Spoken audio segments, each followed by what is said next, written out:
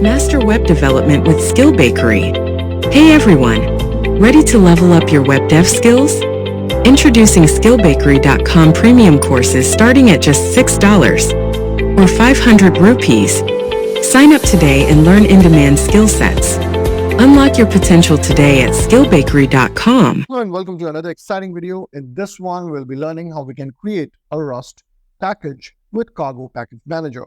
So here in your command prompt, you need to write the command cargo, then space, new, and then the name of the project. For example, I'm trying to create a project named Rust project.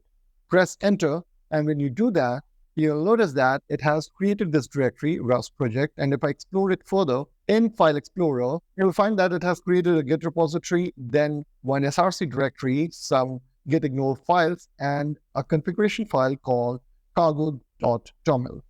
Over here, if I open up and show you what exactly the SRC contains, you'll find a main.rs file, and then the same hello world is printed over here.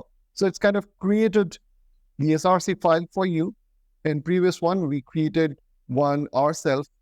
Now, the toml file that you see over here is basically a configuration file which shows the package and dependencies. Under package, you have name, version, edition. You can also add author to it. And for dependencies, we can provide the list of dependencies on which this particular project depends.